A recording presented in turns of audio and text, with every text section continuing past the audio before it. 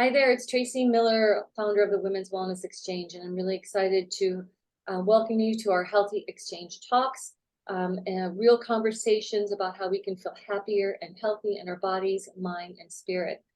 You've probably heard that the most important relationship that we have is the one that we have with ourselves, yet we tend to be our harshest critics, right? So what is it? What are the wounds, the beliefs, the emotions that were so strong at one point that they can really hold us back from feeling worthy, more lovable, and more loving towards others? So I'm really excited today to introduce to Andrea Paquette, who is a nurse practitioner, a holistic nurse practitioner, and a life coach who helps women and children create a more loving relationship with themselves. And I really, with everything going on in the world, I just can't think of anything else more important than that. Andrea wrote the book Lovable, How Women Can Heal Their Sensitive Hearts and Live and Love as Their Truest Selves, right? So all those wounds and beliefs and traumas and things can really hold us back from being who we want to be and who we really are. So Andrea, welcome. Hi, Tracy. Thanks for having me. So good to have you here. I really absolutely loved your book. I love hearing your story. And let's just start out. Tell me a little bit about why you wrote this book, Lovable. Like what inspired you, and based on your history and the work that you've experienced with others. Yeah, I just started really seeing in my counseling practice. I work with children, and I started seeing so much of how much their moms' mood and ability to be there for the child and that bandwidth and resources affected the child actually getting better from their mental health issues. And I had gone through my own transformation really several years ago and kind of felt like I got it down pat, did a ton of work, a ton of research, got my holistic certification and for my own mental health issues. And so I had so many answers that worked for me that I really thought I need to get this all out there to other women. I think what I love about your book too is that you give case studies. I think so much of what holds us back is what we don't even know. Yeah. Like we're so entrenched in it, and I struggle with this myself. It's like sometimes you can't see, you can't change, you can't transform, you can't diffuse what you don't even see. Can you talk a little bit about how that self-awareness is so instrumental to change? Yeah, absolutely. We've got to stop running on autopilot from one thing to the next. It's the only way. You can't pop a vitamin and go to the gym and think that that is healthy or self-care. It's just not. And fitting it in between, and then when you don't fit it in, you feel guilty. None of that works. None. We have to drop it all. We have to just really carve out significant time for ourselves to do some introspective work and maybe get some therapy. Even if you're not diagnosed with anything, women, we are running around with all kinds of problems and just shoving it down so we can keep running around. Um, and it's terribly sad because we have so much to offer the world. We have so much. The feminine has got to raise up in this world in order to balance it and help everybody feel better, help everybody do better. So, what was your question? Why Yeah, how do we get like that self? How self-awareness do we is get that self? Right. So, my book is about it's stories from my child clients and my own personal stories of what happened in our childhood that we have forgotten or shoved down that really ruined our self-worth. And even if you feel like you had a good childhood, like I did for many years, even in therapy, I would defend my parents. I couldn't admit that because the things that I experienced, and probably most women experienced in childhood, is things that did not happen, that you didn't, and so we don't remember. We didn't get this loving, nurturing environment where our true self was not allowed to blossom. We were in some kind of role where we were a caretaker or the good girl or perfectionist. There was some kind of role that you were put in because society is like that. So you're getting the societal messages still, and you're getting your family cultural messages, you're getting your religious messages about what girls and women should be like, act like, prioritize. So all of that is actually wounding. Yeah. All of that is wounding to how to develop our true self. So that when we haven't done that, we grow up into women who are just playing a role, and we don't remember that we are actually a sovereign being that is allowed to be our true self. And that's where we've got to find this self-awareness to find that. I think that's so important. It's the messages that we got and the messages that we didn't. And those Yes. are hard to see. I think that's really powerful. I hadn't thought about it that way. Yeah. And Andrea, tell me a little bit about how the book evolved and Mm. how you brought that to life. Because telling your story isn't always easy. Yeah, well, right. And writing the book was a continued journey for me to really hone in on what were those childhood stories, what were those childhood moments. There were many that I remember, and they can be seem quite small, really, but I'm very sensitive and empathic. So I was a somewhat fragile little girl. In an environment where my mom had mental health issues and I was the oldest. So I became the person that had to hold my mom together all the time. Um, so I was quite independent, felt like there was nobody really there to go to. There wasn't family members that could come in and help with my mother. And it wasn't, it wasn't terrible. It was more like, I would have to take care of my younger sister, or I would have to do some laundry, and it sounds like no big deal, but when you're 5, 6, 7, 8, 10 years old, that's not okay. And you become this very highly aware, like, when is something going to break down again? And it just becomes part of who you are. And so anyway, those are my kinds of stories in the book that I wrote about myself. And when I did enough therapy and did enough of my own introspection to really find where all this came from, this anxiety and perfectionism and all the stuff I carried around as an adult, and really unable to make close friends, because that no one ever helped me, no one ever nurtured me, so I didn't think any friends were going to. Yeah. So there was a lot of those kinds of things that went into the book. And then someone told me, well, you really should, you actually work with children with mental health issues, so you should really put some of those stories in there too. That would make a lot of sense. I said, oh yeah, okay. So the stories are a large chunk of the book, which is great, because you really can see, if you can't see it in your own childhood, you can see it in the story. Once someone told me it was really about grief and the grieving process, but they said every time you tell your story, you heal. And so I just love that you were able to do that for yourself, but bringing all those stories helps everyone heal. So I think as women, we contract and we hold back and we don't think our story is important, but our story is our story. We all have one. And I think bringing it out into the light, however we do it, through therapy, writing, journaling, book, friends, Mm-hmm. so important that we honor that story. And the more we can get it out there and diffuse it, the less that we're holding on so damn tight and Mm-hmm. narrating it all the time, right?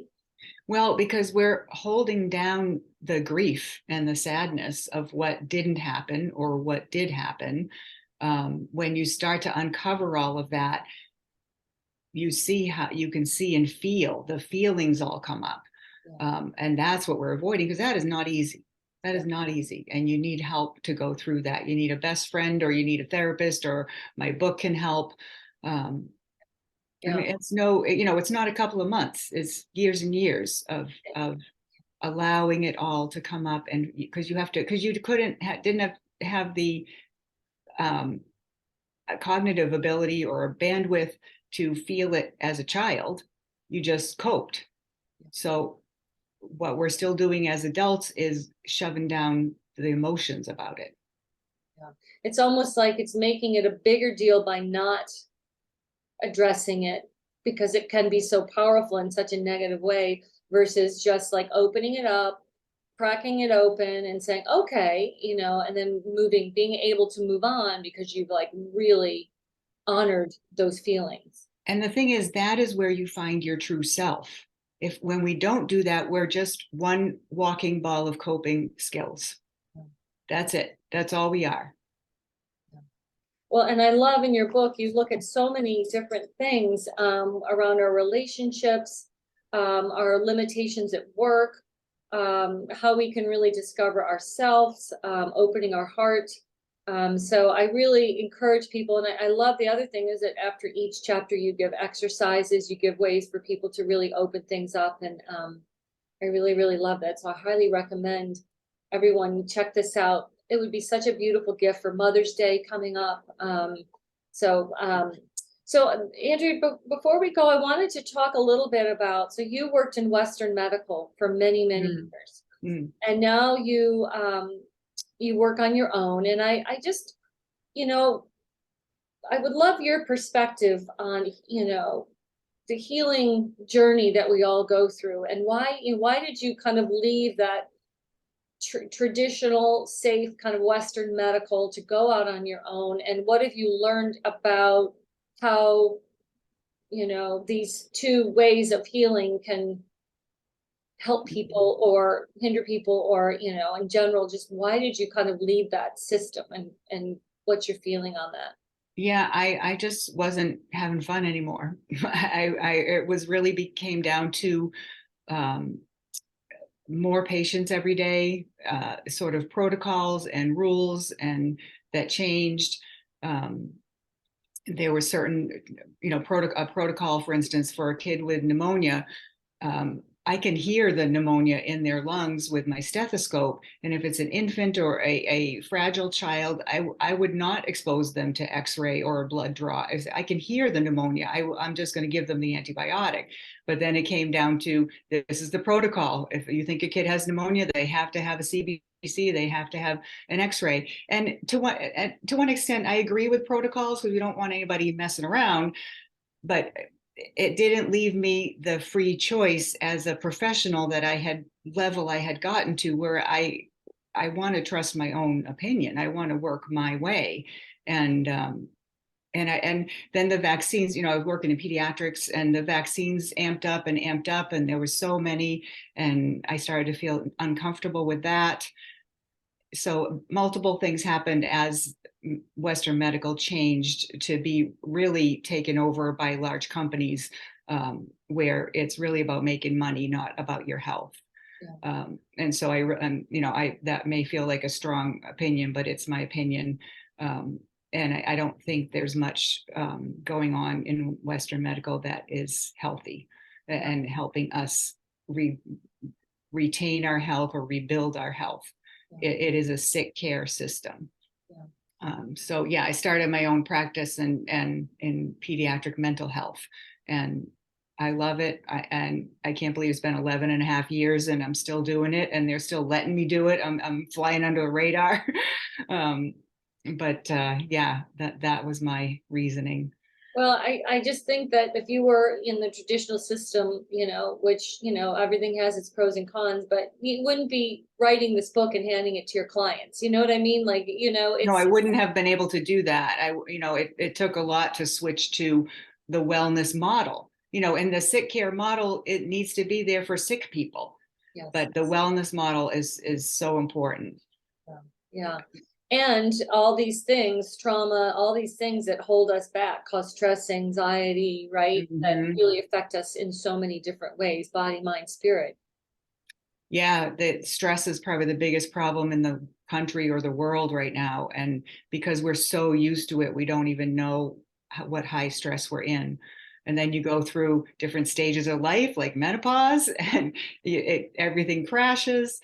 And you can't go to the doctor for that. Like it's supposed to be a natural thing that happens in our body, but our bodies are so messed up from stress that it becomes a difficult process. What do you suggest for women or men who really want to go on this, lovable journey? I mean, obviously reading your book, getting some exercises, but just what are some things that they can do to just start unraveling their past and trying to give it some love and light? Yeah, yeah. I think what you said, self-awareness, real, and the first thing you can be aware of is, how am I spending my time? What am I saying to myself in my head? And I call it, with my clients, I call it the observer mind. Here's all the stuff in your brain that's going on and on about yourself and the world, and get out here to your observer mind and say, is this really useful for me? Is this really helping me right now? Can I what of this can I let go? And really just start to trust yourself that you can put one foot in front of the other all day long, do what needs to be done in front of you, and it will all be okay. Like, no one's going to be mad at you. You're not going to miss any deadlines. Like, trust that you are okay. You almost have to believe in yourself before you believe it. Yeah. I know, but that's a good exercise. You know, it's funny. I was just talking to the narrator in my head this morning during the meditation. I'm like, I think I need a new narrator. Yeah, For right. those times, I'm like, you Chuck know, it. I'm just not going there. I think I'm trying to envision this new narrator, you know, like Yes. totally different, you know. Well, And I love that. Like, what would you say to yourself? Because I say so many different things now, instead of like, this is going to go wrong and that's going to go wrong, I have to troubleshoot it. It's, what's going well today? What's going well right now? Yeah. And can we live in that space? yeah, Because when we're in that space, everything does go well, everything flows, and you're fine. And even if someone, because the thing is, we worry about what other people think and what their reaction is going to be, and we're going to let people down. If you let go of all of that, let them deal with their own problem. If they're mad at you, that's actually their problem, not yours. yeah, So we have to drop the whole idea that we have to take care of everybody else's emotions. yeah, yeah. Not get caught up in that. We've got enough of our own, right? We got tons. Yeah, and to use it all in a useful way, have it be healthy emotions, it is just so powerful for us personally and for the world.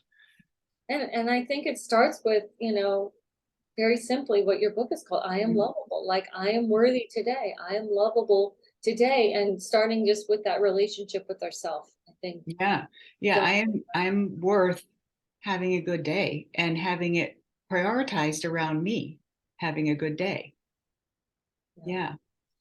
Awesome. Well, Andrea, thank you so much. I'll put a link to the book below, and just thank you for sharing your story. Thank you for sharing other stories and how so we can see ourselves more clearly and be more lovable towards ourselves.